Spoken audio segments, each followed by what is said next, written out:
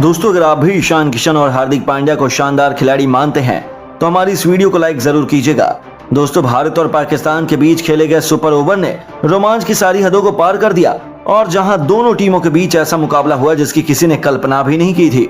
तो आखिर कैसे बारिश से बाधित इस मुकाबले में टीम इंडिया ने तोड़ी पाकिस्तान की कमर? ऐसा क्या हुआ सुपर ओवर में जिसने क्रिकेट के इतिहास को पलट कर रख दिया? जब जीत के लिए भारत को 25 रन चाहिए थे, शाहीन अफरीदी के होते हुए भारत हार के मुंह में जा रही थी। उस वक्त हार्दिक और किशन की विस्फोटक बल्लेबाजी से लेकर करोड़ों फैंस के दिलों की धड़कनों को बढ़ा देने वाले इस जबरदस्त घमासान की पूरी हाईलाइट हम आपको दिखाएंगे। लेकिन उससे पहले आपको क्या लगता है, ईशान और हार्दिक में कौन सबसे खतरनाक बल्लेबाज है? हमें नीचे कमेंट करके जरूर बताइएगा। दोस्तों, भारत और पाकिस्तान के बीच ऐतिहासिक जंग देखने के लिए पूरी दुनिया उत्साही थी।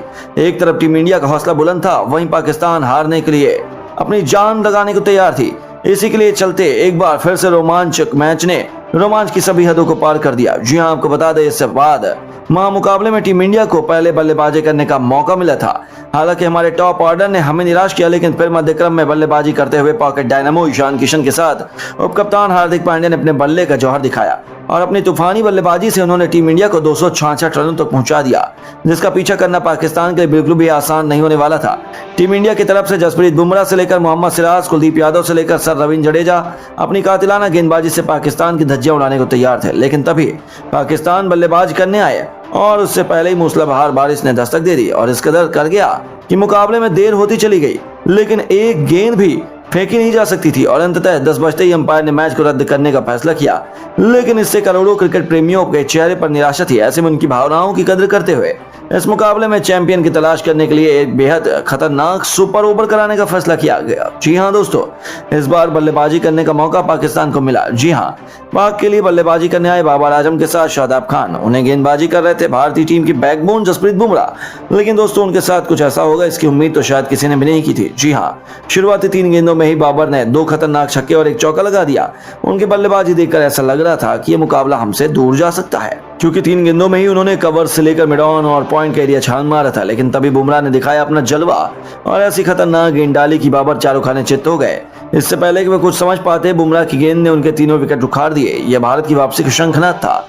लेकिन उनकी आखिरी 2 गेंदों पर शादाब खान ने लगातार 2 चौके लगाकर अपनी टीम का स्कोर 24 रनों तक पहुंचा दिया। अब भारतीय टीम को जीत के लिए बनाने थे 25 रन, जो इतने आसान भी नहीं होने वाले थे। दोस्तों, पाकिस्तान के खिलाड़ियों को देखकर ऐसा लग रहा था कि वह अभी से मैच जीत गए हैं। उनका कॉन्फिडेंस देखते ही बनता था। लेकिन उन सभी के चेहरे की हवाइयां तब उड़ गईं जब उन्होंने इस लक्ष्य को चेस करने के लिए उतरे ईशान किशन और हार्दिक पांड्या की जोड़ी को देखा। उन सभी का रिएक्शन देखने लायक था, क्योंकि इन दोनों ने पहली पारी में भी पाकिस्तान की धज्जियां उड़ाई थी। ऐसे में उनके चेहरे पर इन दोनों का खौफ साफ तौर पर देखा जा सकता था। दोस्तों, इन दोनों के सामने गेंदबाजी करने आए रफ्तार के सौदागर माने जाने वाले शाहीन अफरीदी पहली गेंद पर हार्दिक लगभग चकमा खा गए। हालांकि उन्होंने चालाकी दिखाते हुए 3 रन बटोर लिए। चीते की तरह इन दोनों खिलाड़ियों ने फील्डर्स को छगा कर रख दिया और 5 गेंदों पर चाहिए थे 22 रन। लेकिन जब तक हार्दिक मैदान में मौजूद हैं, खौफ गेंदबाजों के मन में होता है। बहुत जल्द उन्होंने गेंदबाजों के इस डर को हकीकत में तब्दील कर दिखाया।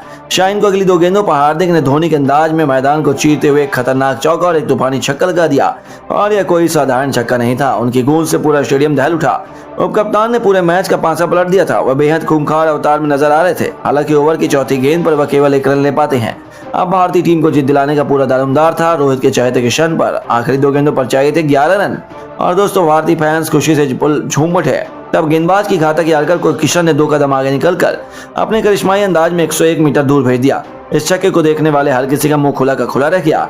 तो दूसरे छोर पर खड़े हार्दिक भी हैरान रह गया। दोस्तों, मुकाबला अचानक भारतीय टीम की तरफ झुक गया, क्योंकि किशन के बल्ले की गूंज ने पाकिस्तान को सहमा दिया था। मुकाबला आखिरी गेंद में जा पहुंचा था, जहां मैच किसी भी तरफ जा सकता था। गेंदबाज के चेहरे पर कॉन्फिडेंस था, तो वहीं पूरे स्टेडियम में हर तरफ सन्नाटा था। लेकिन सच में ईशान किशन जैसा कोई नहीं।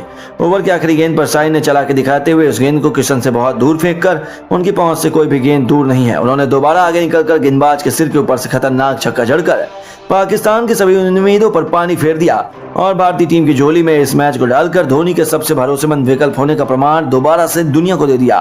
फैंस तो इंडिया इंडिया के नारे लगाकर खुशी से झूम रहे थे।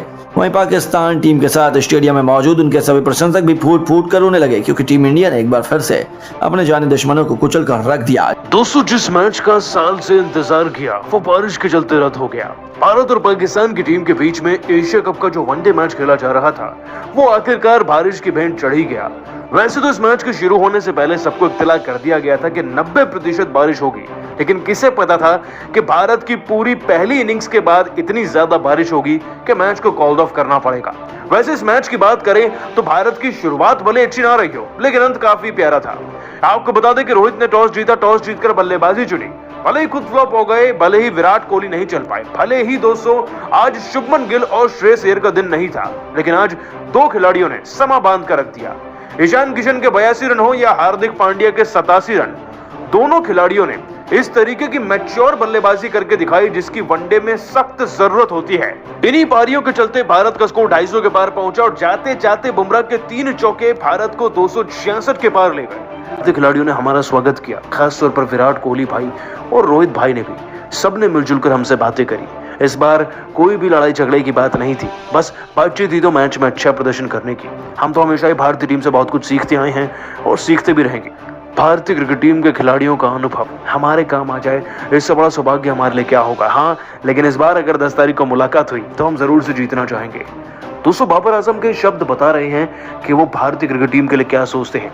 ये मैच रद्द हो गया और उन्हें अफसोस इस बात का है कि जो फैंस देखने आए थे वो मैच को पूरा नहीं देख पाए। दोस्तों, आज से पहले भारत का टॉप ऑर्डर बेहद दुरुस्त था। सवाल या निशान था तो हमारे मिडिल ऑर्डर पर, लेकिन पाकिस्तान के खिलाफ जब हमारे बड़े बड़े सितारों ने हमें निराश किया तो टीम इंडिया मुसीबत के भंवर में थी। पूरी दुनिया के सामने हमारा सिर्फ शर्म से झुकने वाला था।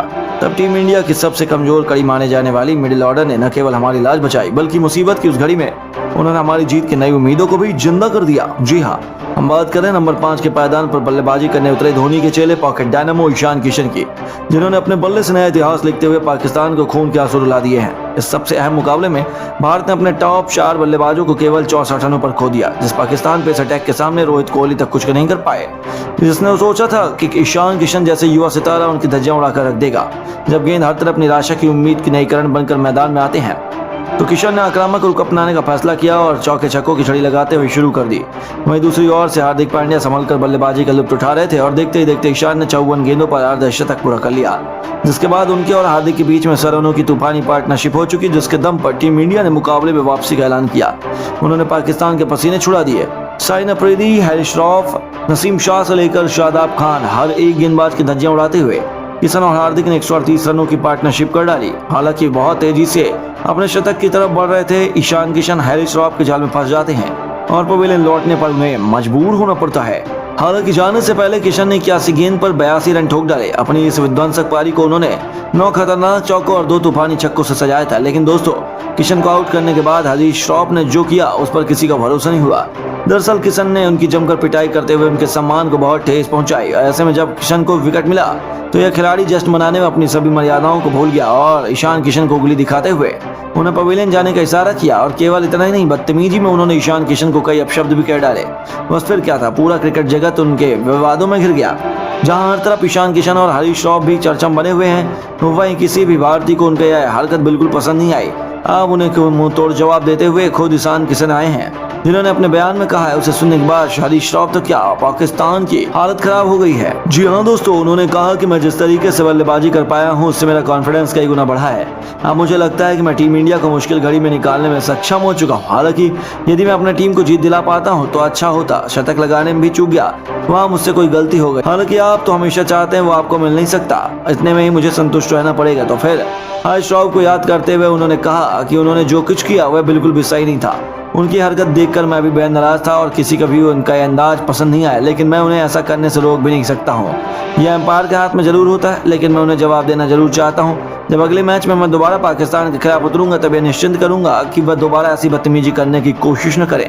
पाकिस्तान के खिलाफ शतक ठोकना मेरा सपना है और मैं उसे पूरा करना चाहता हूं। तो दोस्तों, ईशान किशन ने तो अब पाकिस्तान को खुली धमकी दे दी है, लेकिन अब आपको क्या लगता है, इंडिया पाकिस्तान के अगले मैच में कौन सा भारतीय खिलाड़ी शतक लगाने में कामयाब होगा? अपनी राय में नीचे कमेंट बॉक्स में जरूर बताइए।